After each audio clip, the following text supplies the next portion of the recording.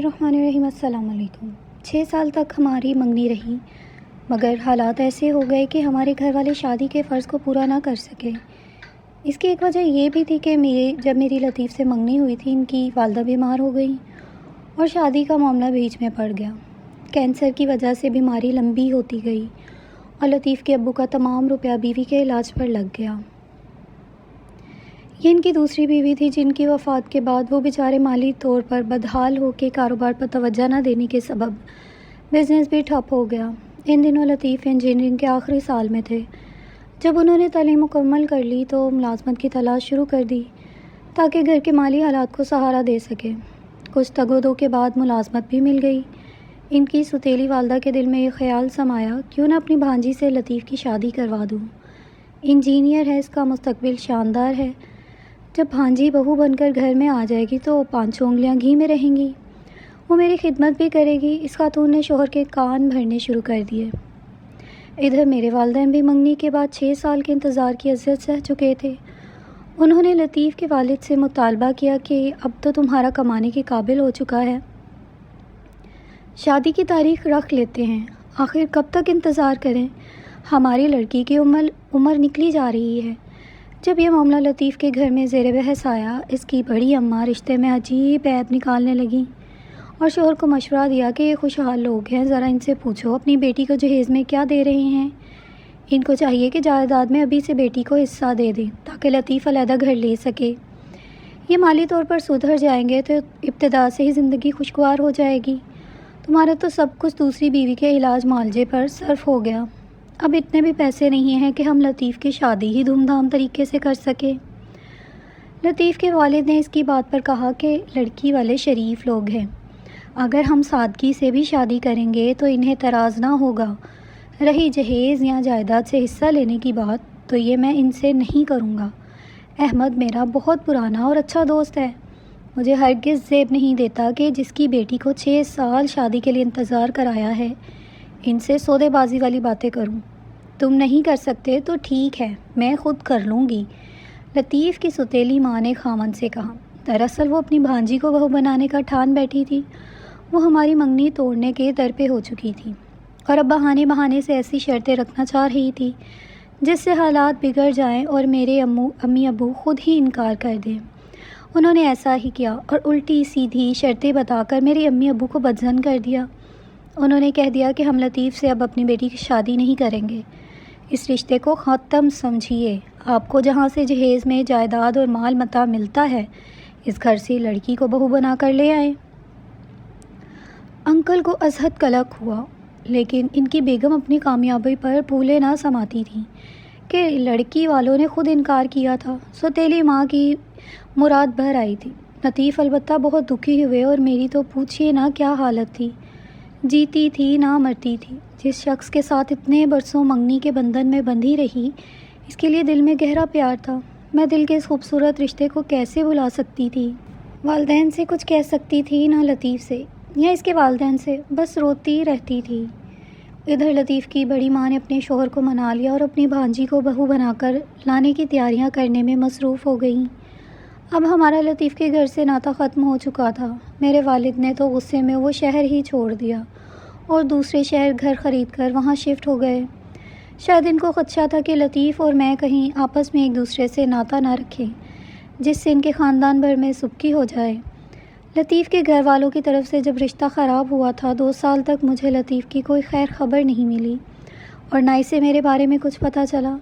इस दौरान मेरे 1-2 रिश्ते आए, लेकिन मैंने मना कर दिया क्योंकि मैं अभी तक सदमे से निकली ना थी। किसी और से शादी पर दिल और जहन आमादा ही ना होता था।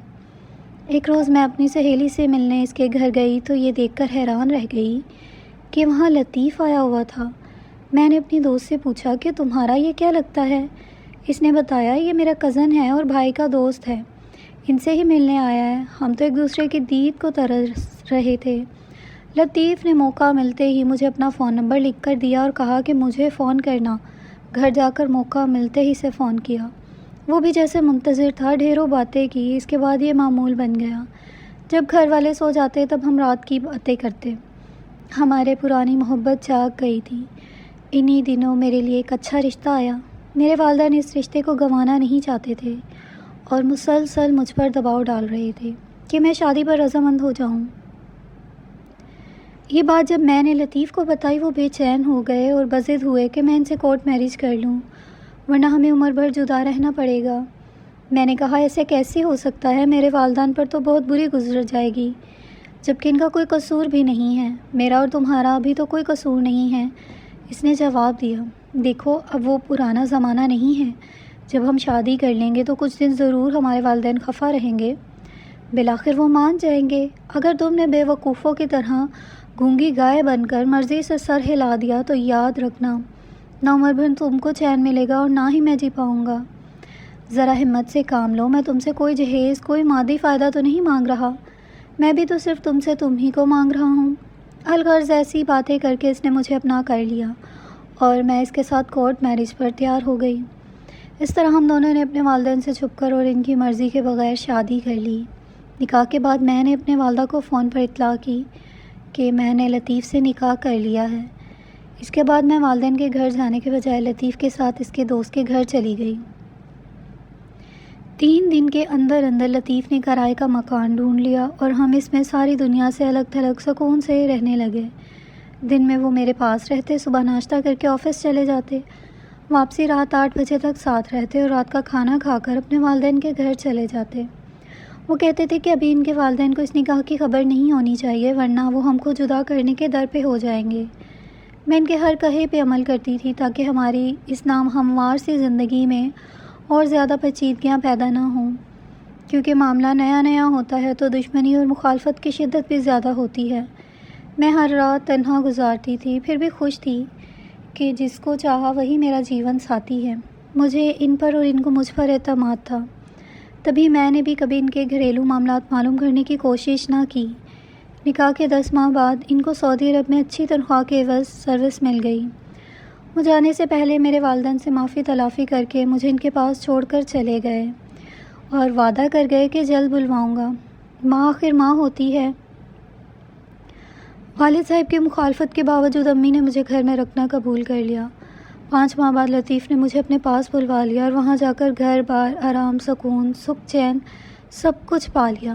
ہم دونوں بہت خوش و خرم زندگی گزار رہے تھے کہ اچانک مجھے خط ملا جو میرے خطوط کے ساتھ تھا۔ جب پاکستان میں تھی روزانہ ان کو خط لکھتی تھی اور وہ بھی مجھے روز کا احوال تفصیل سے رقم کر کے بھیجا کرتے تھے۔ یہ سارے خطوط میں ساتھ لے آئی تھی۔ جب لطیف آفس چلے جاتے اور میں فارغ بیٹھتی تو ان خطوط کو بار بار پڑھتی تھی۔ ایک روز میں نے بیگ نکالا اور اسے بستر پر الٹ دیا۔ یہ بیگ لطیف کا تھا۔ ان میں ایک اجنبی لفافہ دیکھ کر اسے کھول کر پڑھ لیا۔ شاید ان کے بیگ میں پہلے سے پڑا ہوا تھا۔ تحریر میری نہ تھی، خط میں لکھا تھا سرتاج۔ آگے جب پورا خط پڑھا تو میرا سر چکرا گیا۔ اتفاق سے اس وقت وہ گھر آ گئے۔ جو ہی وہ کمرے میں آئے انہوں نے میرے چہرے کی حالت بدلی ہوئی دیکھی، تبھی خط مجھ سے لے لیا اور کہنے لگے، یہ میرے دوست کا خط ہے جو اس کی بیوی نے پاکستان سے لکھا تھا، لیکن میں اس تک پہنچا نہ سکا۔ وہ جھوٹ بول رہے تھے کیونکہ خط میں لطیف کے بہن اور بھائی کا نام لکھا تھا اور میں اپنے شوہر کے گھر والوں کے ناموں سے واقف تھی۔ میں نے کہا سب کچھ سچ بتا دو، یہ سرتاج کہہ کر تم کو کس نے مخاطب کیا ہے؟ خط تو تمہارے گھر سے آیا ہے اور اس میں جس بچی کا ذکر ہے وہ کون ہے؟ ان سے کوئی جواب بننا پڑا۔ تبھی میں بے تحاشا رونے لگی۔ مجھے روتا دیکھ کر وہ بھی رونے لگے اور اپنی مرحومہ کی قسم کھا کر کہنے لگے، مجھ پر ظلم ہوا ہے، یہ سب میری سوتیلی ماں کا کیا دھرا ہے۔ والد صاحب شدید مالی پریشانی کا شکار تھے۔ ان کے کہنے میں آ گئے، بیوی کی بھانجی کو بہو بنا لیا جس کے ماں باپ بہت امیر تھے اور انہوں نے یہ دیکھ کر کہ لڑکا انجینئر ہے بیٹی کو جہیز میں کافی کچھ دیا۔ یہی میری بڑی ماں چاہتی تھیں۔ اب والد صاحب پچھتا رہے تھے، خالو نے ان کو کاروبار میں تو سنبھالا دیا ہے لیکن لڑکی مجھ سے عمر میں کافی بڑی ہے۔ میرے انکار پر والد صاحب خفا ہو گئے۔ اسی سال خالو ان کو حج پر لے جا رہے تھے۔ تمام رشتہ داروں کے سامنے انہوں نے کہا، اللہ تعالیٰ نے مجھے اپنے در پر بلایا ہے لیکن لطیف نے اگر شادی سے انکار کیا تو میں حج پر نہ جاؤں گا اور اس کا گناہ اسی نافرمان لڑکی کے سر ہوگا کہ مجھے حج کی سعادت سے محروم ہونا پڑے گا۔ الغرض والد نے ایسی باتیں کہیں کہ میں خود کو مجرم ٹھہرانے لگا۔ یوں میں نے ان کی خواہش کے سامنے سر جھکا دیا اور انہوں نے 1 ہفتے کے اندر میری شادی کروا دی اور پھر وہ خالو کے ہمراہ حج پر چلے گئے۔ تسلیم سے میں نے باپ کو خوش کرنے کے لیے شادی کی تھی، لیکن وہ مجھے پسند نہیں تھی، بلکہ مجھے اس سے بالکل محبت نہیں ہے۔ شادی تو خوشی کا نام ہے، میں اس سے نبھا نہیں کر سکتا تھا، مگر بادل ناخواستہ رہنا پڑا۔ وہ اور بھی نہ جانے کیا کیا کہتے رہے، میں خاموشی سے سنتی رہی۔ البتہ میرے دل و دماغ پر ایسا اثر ہوا کہ میں نے خودکشی کی کوشش کی۔ ان دنوں میرا پاؤں بھاری ہو گیا تھا، لیکن اب مجھے اس بات کی بھی کوئی خوشی نہ تھی۔ میرے اعتماد کو بری طرح ٹھیس پہنچی تھی۔ میرا سکون لٹ چکا تھا۔ وہ میرا اتنا خیال رکھتے، جس قدر مجھ سے پیار جتلاتے، اتنی ہی ہر چیز سے بیزاری ہوتی۔ سارا دن روتی رہتی یا ان سے لڑتی کہ تم نے مجھے دھوکہ دیا۔ مجھ سے نے کہا کیوں کیا؟ جب شادی کر چکے تھے، شادی کر کے بھی نہ بتایا، اور ایک بچی کے باپ بھی بن گئے تھے۔ بس میری حالت عجیب تھی، مجھے ان کی کسی بات پر اعتبار نہ رہا تھا۔ وہ جس قدر مجھ کو یقین دلانا چاہتے، میرا دل ان سے بیزار ہو جاتا۔ میری صحت کافی گر گئی تھی، تاہم ہم نے حج بھی کیا اور عمرہ بھی۔ ہر جمعہ کو حرم شریف جاتے تھے۔ وہ کہتے تھے تم حرم شریف میں جو چاہو قسم لے لینا، وہاں تو میں جھوٹ سے کام نہ لوں گا نا۔ مگر میں نے کچھ نہ پوچھا، آخر میں مسلمان تھی اور ان سے بے انتہا محبت کرتی تھی۔ ایک رات جب میں عمرے سے واپس آئی تو رات کو رو رو کر سو گئی۔ میں نے ایک عورت کو خواب میں دیکھا جو شوہر کی جدائی میں رو رہی تھی۔ صبح اٹھی تو سوچا یہ عورت جو رات خواب میں روتی دکھائی دی ضرور میری سوتن تھی، جس نے ایک بچی کو اٹھا رکھا تھا۔ یہ کس بات کا مجھے اشارہ ملا تھا؟ غور کیا تو سمجھ میں آیا کہ سوتن کو دکھی نہ کروں اور نہ خود کو کروں، بلکہ یہ حقیقت جو واضح ہو چکی ہے اس کو قبول کر لوں، یعنی نہ اس کو برباد کروں نہ خود کو تکلیف میں رکھوں۔ میں نے اپنے شوہر کو خواب سنا کر کہا میں چاہتی ہوں کہ تسلیم کو سزا نہ ملے، وہ تمہاری بیوی اور تمہاری بچی کی ماں ہے، بہتر ہے اس کو یہاں بلا لو، میں اس کے ساتھ بہنوں کی طرح رہوں گی۔ وہ بولے پاگل ہو، اس کو تمہارے ساتھ میں کسی قیمت پر نہ رکھوں گا۔ میں تو تمہیں غمزدہ دیکھ کر سوچتا ہوں کہ اسے طلاق ہی دے دوں، لیکن بچی کے بارے میں سوچ میں پڑ جاتا ہوں، اسے طلاق دے کر کیسے بچی اس سے لے کر اپنے پاس رکھوں؟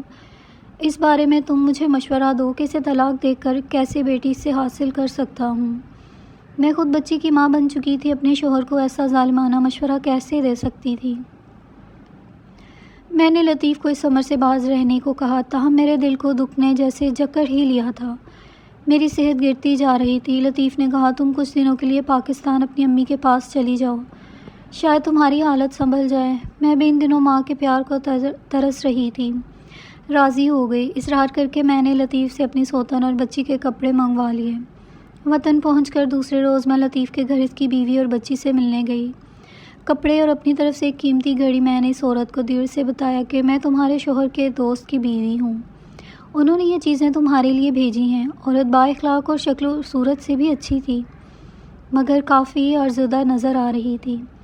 میں نے باتوں باتوں میں پوچھا تم شوہر سے جدا یہاں کیسے رہتی ہو؟ میں نے کچھ دیر ہمدردی اور محبت سے باتیں کی۔ اس نے اپنے دل کا حال مجھ کو بتا دیا۔ میری شادی میرے والد نے لطیف سے کر دی، جبکہ میں اپنے چچا زاد کو پسند کرتی تھی۔ یہ کوئی انوکھی بات نہ تھی، سبھی لڑکیاں شادی سے پہلے کسی کزن وغیرہ کو آئیڈل بنا لیا کرتی ہیں، مگر اس کا مطلب بدمعاشی یا بدچلنی نہیں ہوتا۔ دل میں صرف پسندیدگی کے جذبات کا ہونا معمولی بات ہے۔ میں نے بھی صرف پسند کی حد تک اپنے چچا زاد کے بارے میں سوچا تھا، اس سے آگے کوئی ایسی بات ہم دونوں میں نہ ہوئی تھی جو قابل اعتراض ہوتی۔ یہ تو قسمت کی بات ہے کہ انسان کسی کو پسند کرتا ہے، شادی اس سے نہیں کسی اور سے ہو جاتی ہے۔ وہ لوگ میرا رشتہ بھی مانگ رہے تھے، مگر والدہ نہ مانی، کیونکہ ان کی چچی سے نہ بنتی تھی۔ مجھ کو اپنی بہن کے بیٹے سے بیاہ دیا، جبکہ میں نے تو لطیف کو دیکھا بھی نہ تھا۔ شادی سے 2 روز پہلے ہماری ایک بدخواہ رشتہ دار عورت نے لطیف کے کان میں بات ڈال دی کہ تسلیم اپنے چچا زاد کو پسند کرتی تھی۔ خدا جانے اس عورت کو لڑکی کا دل اجاڑ کر کیا ملے گا۔ یہ بات لطیف کے دل میں پیوست ہو گئی۔ شادی کی رات ہی پوچھ لیا کیا تم کسی اور کو پسند کرتی تھی؟ میں نے کہا نہیں، اور بات کو ٹال گئی۔ انہوں نے بھی اصرار نہ کیا کیونکہ یہ وقت اصرار کرنے والا نہ تھا، لیکن بعد میں وہ ہر وقت یہی پوچھا کرتے تھے۔ کہتے تھے ہر انسان کی ایک پسند ہوتی ہے، یہ تو فطری بات ہے۔ اگر تم کو بھی کوئی کزن پسند تھا یا وہ تم کو پسند کرتا تھا تو یہ کوئی جرم نہیں۔ شادی سے پہلے میں بھی کسی کو پسند کرتا تھا، منگنی بھی ہو گئی، پھر ٹوٹ گئی۔ زندگی میں یہ سب ہوتا ہی رہتا ہے۔ تم انکار کرو یا اقرار، مجھے معلوم ہے تم اپنے چچا زاد فہد کو پسند کرتی تھی۔ سچ بول دو گی تو میرے دل میں تمہاری قدر و منزلت بڑھ جائے گی۔ ان کی چکنی چپڑی باتوں میں آ کر میں نے کہہ دیا، ہاں چچا زاد کو پسند کرتی تھی، مگر شادی آپ سے قسمت میں لکھی تھی، ہو گئی۔ اب تو آپ ہی میرا سب کچھ ہے اور کسی کا خیال دل میں آتا بھی نہیں ہے، اور کسی کا خیال دل میں لانا بھی گناہ سمجھتی ہوں۔ وہ اور پیار محبت جتلانے لگے۔ جب میں نے کہا کہ میرا بھی اس کزن سے کوئی واسطہ نہیں ہے، شادی آپ سے ہوئی ہے تو آپ کی ہوں اور ہمیشہ آپ کی رہوں گی، کچھ ہی دن بعد مجھے محسوس ہونے لگا کہ میرے سرتاج کے دل میں مجھ سے نفرت اور دوری پیدا ہو گئی ہے۔ جس آگ کو خود انہوں نے اپنے جذبہ تجسس کے ہاتھوں ہوا دی، اس سے میرا خوشیوں کا باغ جلا کر راکھ کر ڈالا۔ اس کے بعد وہ مجھ سے دور دور رہنے لگے اور آخرکار سعودی عرب چلے گئے۔ میں نے سنا ہے انہوں نے اور شادی کر لی ہے۔ اس بات کی اتنی کڑی سزا ملی ہے، میرا جی چاہے اسے بتا دوں کہ میں ہی تمہاری سوتن ہوں، مگر میری زبان نہ کھلی اور میں وہاں سے چلی گئی۔ اس کے بعد میں نے اپنے شوہر کو خط لکھا کہ اپنی پہلی بیوی کو اپنے پاس بلوا لیجیے، ورنہ میں عمر بھر آپ کو شکل نہیں دکھاؤں گی۔ لطیف واقعی مجھ سے محبت کرتے تھے، انہوں نے میری بات رد نہ کی بلکہ اپنی پہلی بیوی کے لیے ویزا اپلائی کیا اور ساتھ ہی مجھے فون کر دیا کہ تم آ جاؤ، ورنہ تمہارے بغیر میرا دم گھٹ جائے گا۔